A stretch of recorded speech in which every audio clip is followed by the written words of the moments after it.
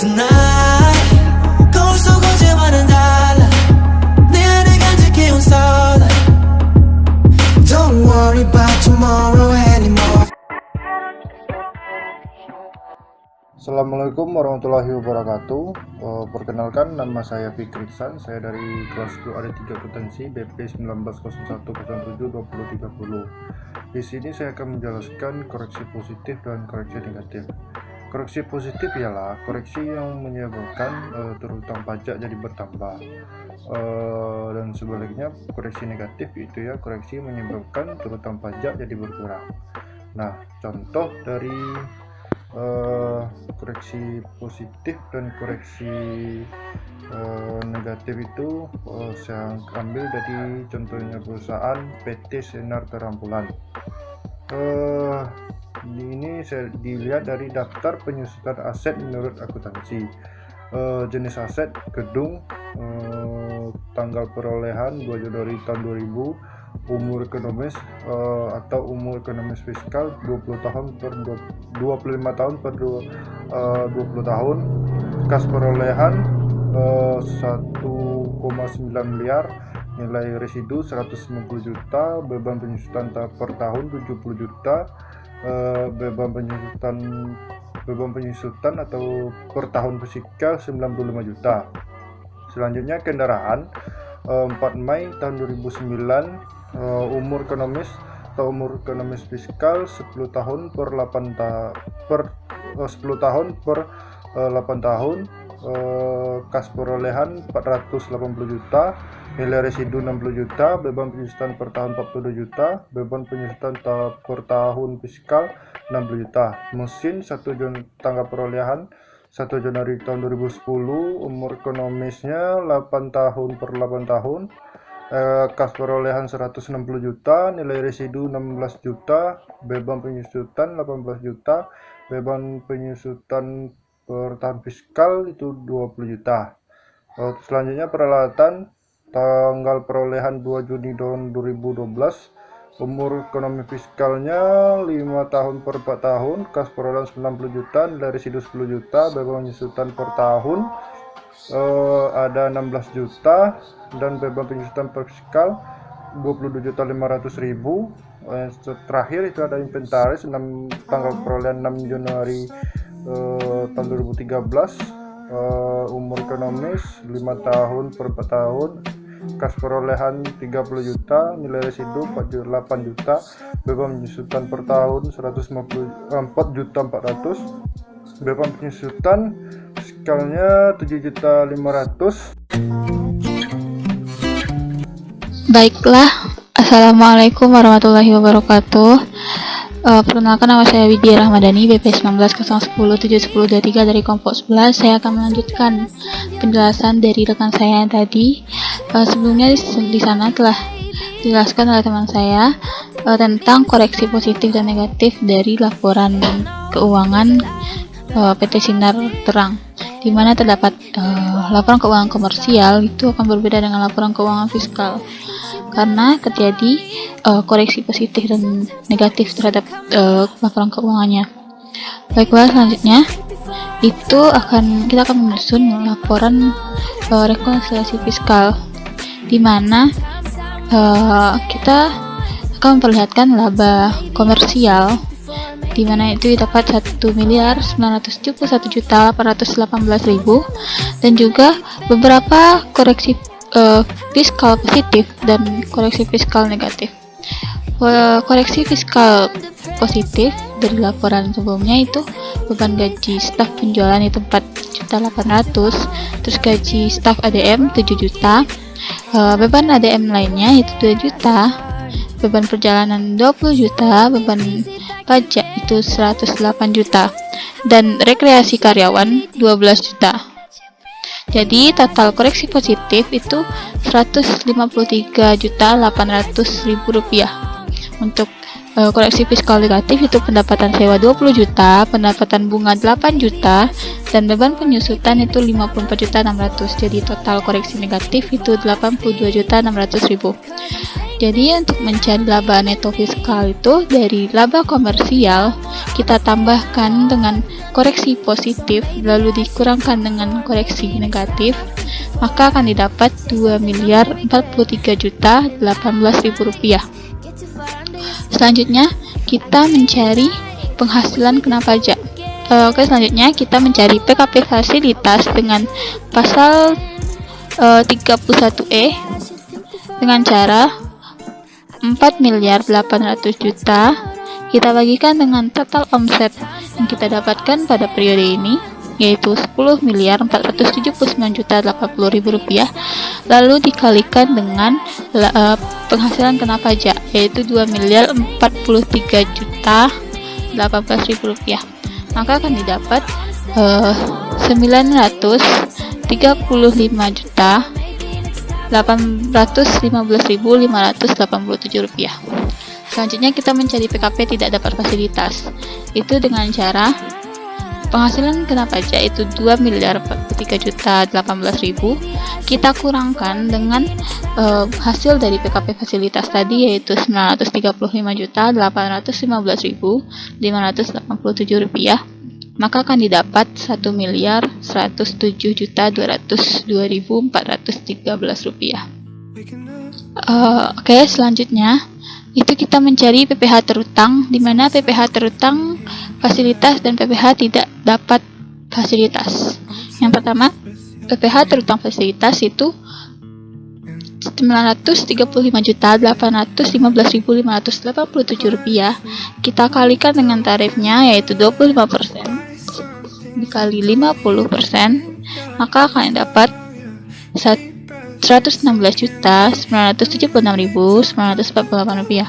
Lalu PPh tidak dapat fasilitas itu 1.107.202.413 rupiah. Kita kalikan dengan 25%, itu adalah 276.800.603 rupiah. Maka total PPh terutang kita adalah 393.777.552 rupiah.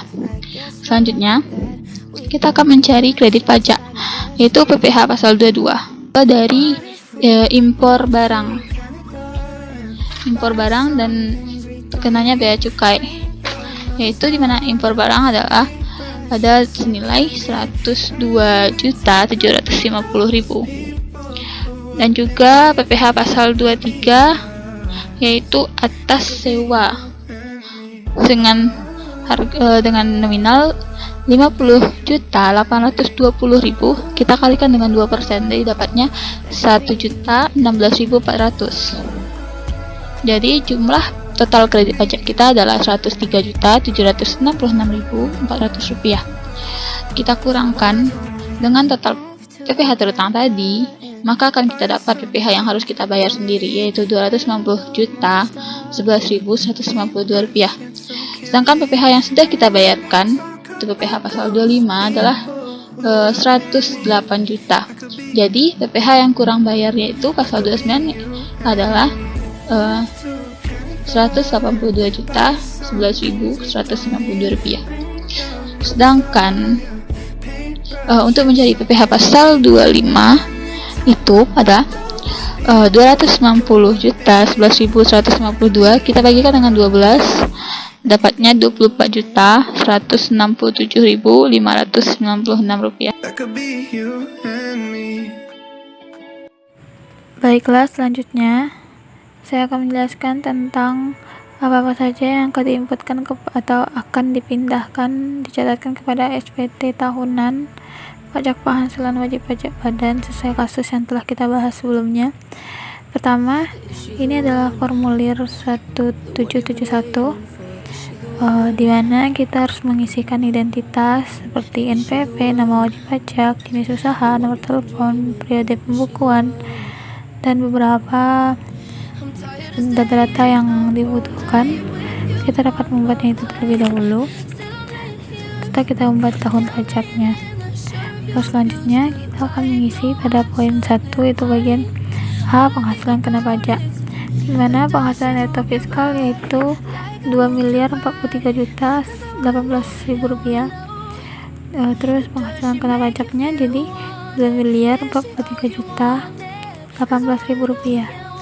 Terus PPh terutang itu yang telah kita cari tadi 393.777.552 rupiah.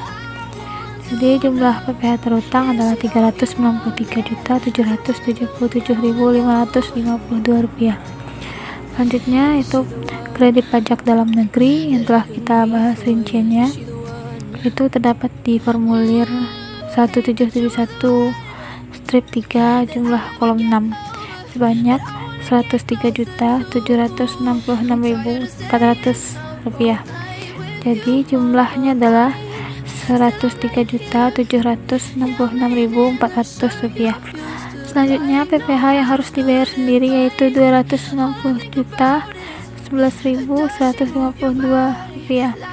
Terus PPh yang dibayar sendiri itu 108 juta. Jadi jumlah dari poin 10 jadi 108 juta rupiah.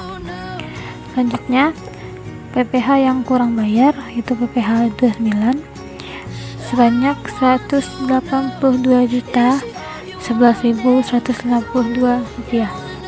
Selanjutnya formulir 1771 yang halaman 2-nya yaitu penghasilan yang menjadi dasar perhitungannya adalah 2.043.018.000 rupiah.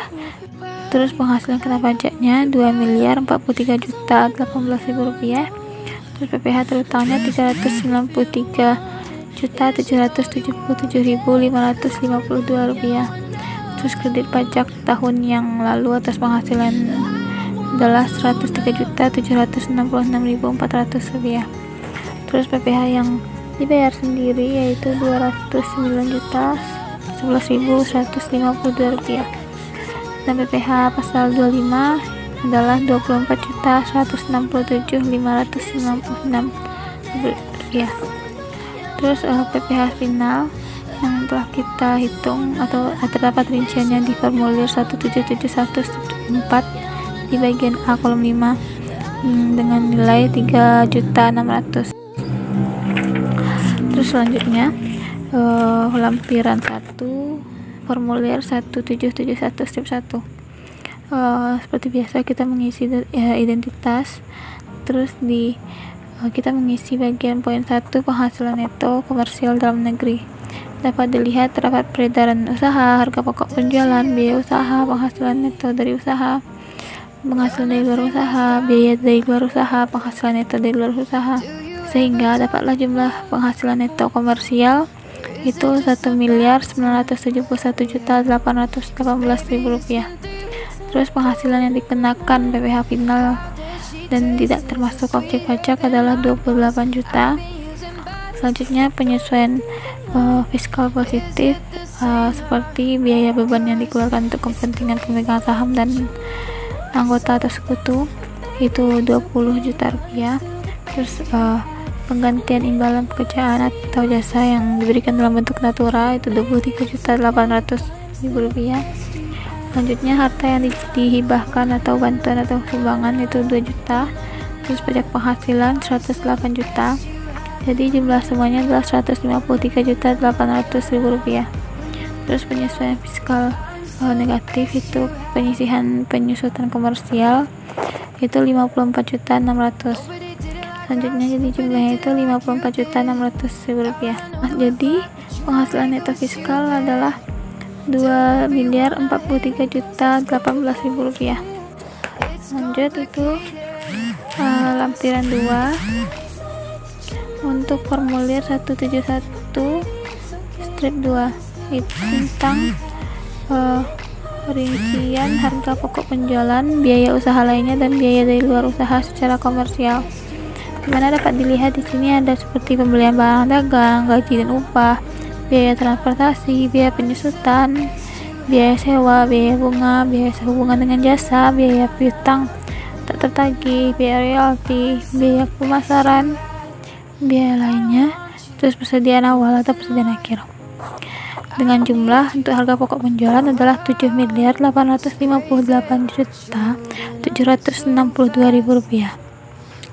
Untuk biaya usaha lainnya itu Rp724.440.000. Untuk biaya dari luar usaha itu Rp4.880.000.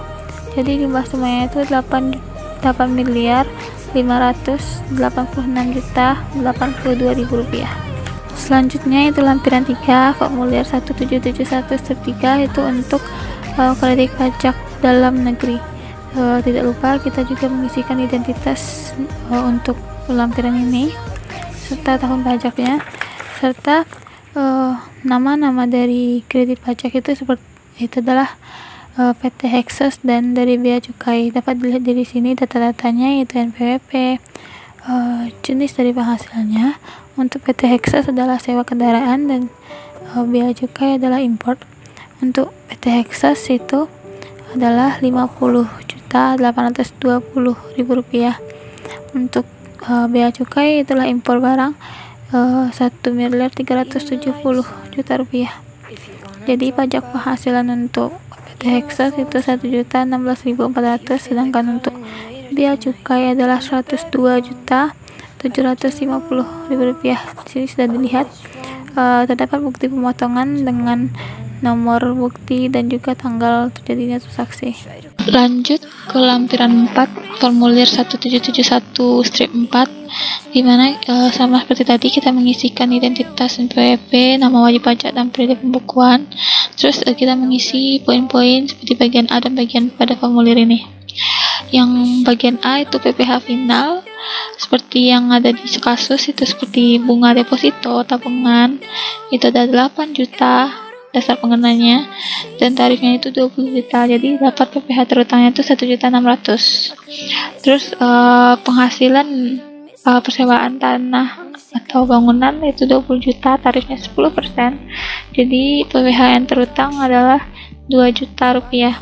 Jadi jumlah dari bagian A ini 3.600.000 rupiah. Di mana jumlah dari 3.600.000 ini tadi telah kita masukkan atau telah kita inputkan ke bagian formulir 171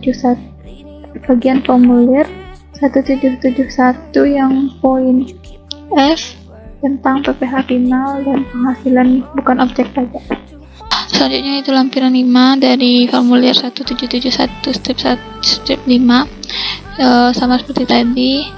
Kita isikan PNPWP, nama wajib pajak dan periode pembukuan. Di sini daftar pemegang saham atau pemilik modal, disinilah kita inputkan, serta daftar susunan pengurusan komisaris. Di sini daftar pemegang saham kita itu ada Hendri, Fadel, Arman Maulana, dan PT Helmahera. Dan dapat dilihat di sini alamat dari pemegang saham kita, terus NPWP, jumlah dari modal yang disetorkan, serta berapa persen modal yang disetorkan, serta dividen yang mereka dapatkan. Selanjutnya itu daftar susunan pengurus dan komisaris, di mana presiden komisaris kita adalah Hendri, karena dia penyetor modal terbesar. Terus komisaris Fadel dan direkturnya Arman Maulana. Selanjutnya ke lampiran 6 yaitu formulir 1771 strip 6, di mana di sini terdapat daftar penyetor modal pada perusahaan PT Sinar, terus daftar utang dari pemegang saham dan daftar piutang kepada pemegang saham. Data daftar penyetor modal itu yang tadi Hendri, Fadel, Arman Maulana, dan PT Helmahera. Dapat dilihat di sini data-datanya. Sedangkan daftar utang dan piutang itu kita tidak milikinya, jadi kita hanya mengisi apa data-data yang kita punya.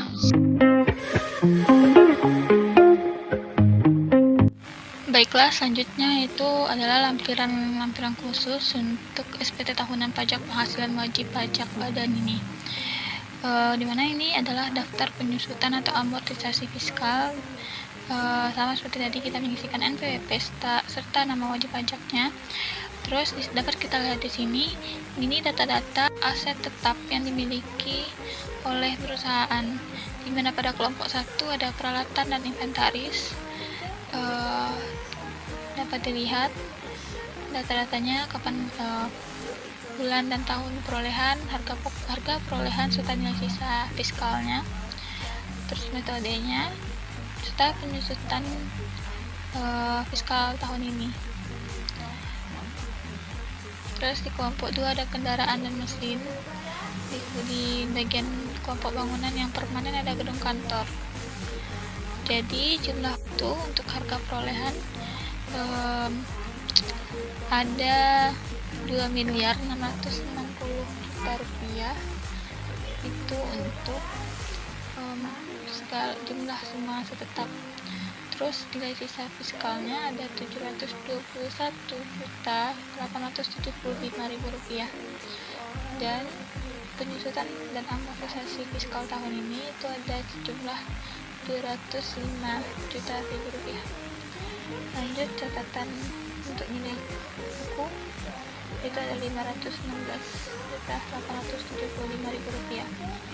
Dan kita juga telah mencari jumlah penyusutan komersialnya adalah senilai 150.400.000 rupiah.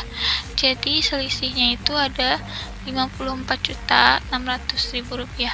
Dimana tadi jumlah dari angka penyelisihan ini telah kita catatkan juga di formulir 1771-1 di angka 5 huruf I.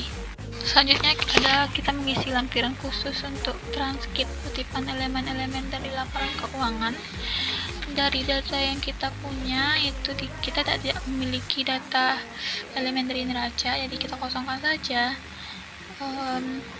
Terus elemen dari laporan laba rugi kita punya tadi, jadi kita masukkan seperti penjualan bersih, pembelian, saldo barang dagang awal, saldo barang dagang akhir, terus harga pokok penjualannya, dan dapat kita lihat bagaimana penjumlahannya di sini. Jadi dapatlah laba bersih untuk yang komersial yaitu 1.971.818.000 rupiah.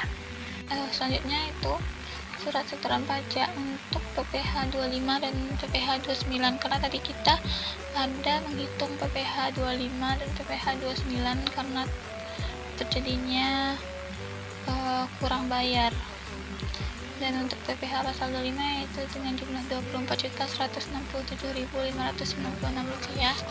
Sedangkan untuk PPh pasal 29 itu ada sejumlah 182.11.152.000 rupiah.